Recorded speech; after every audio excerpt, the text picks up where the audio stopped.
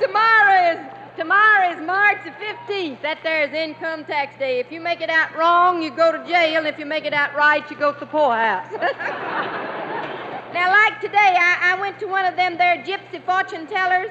Well, so she stirred the leaves in my tea, and she says, beware. Beware of a man with whiskers. He's trying to take all your money. I said, relax, sister, he's already got it. I done paid my income tax.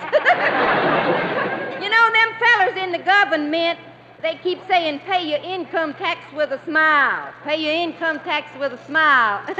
Don't you believe it? They want it in cash. Yes, sir. But there ain't no denying it, Uncle Sam. He's far and square about it. It's strictly a 50-50 proposition. He lets you make as much money as you want.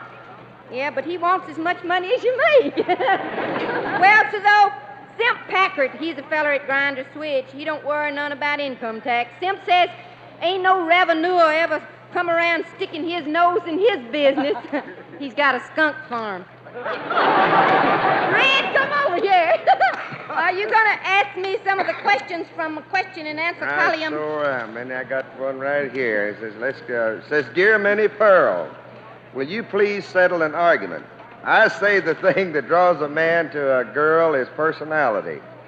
My friend says it's beauty, and his friend says it's a nice figure that draws a man to a gal. Now, which one is right? And it's signed Snicker. Dear Snick, you're all wrong. The best thing a girl can have to draw a man to her is a pair of long, strong arms. Well, that's all right. That's enough. Well, sir, I had a time getting here today, I'm telling you. We was on the bus, me and Mammy and brother and sister and our old hound dog, Careless. We all tried to get on the bus. We're so fond of Careless. That's brother's old dog. That's the meanest old hound dog I ever seen. We bought him for a hunting dog, but he cares less about hunting any dog you ever seen, so we named him Careless. And we was trying to get on that bus, and the bus driver feller, he says, now you can't put that old hound on here. I said, what are you talking about? That hound goes everywhere we go. He's just like a member of the family. He says, I can see the family resemblance, but he still don't get on this bus. So Hezzy, that there's my feller, he had to bring us in his car. He's got one of them bashful lover cars. No clutch. Well, sir, I met Uncle Nabob yesterday, and he just looked low enough to walk under a turtle. I felt so sorry for him. I said, what's the matter, Uncle Nabob? And he said, it's your Aunt Ambrosie. She swore she wouldn't speak to me for 30 days.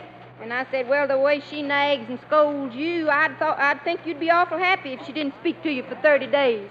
He said, yeah, that's just it. The 30 days is up tomorrow. Well,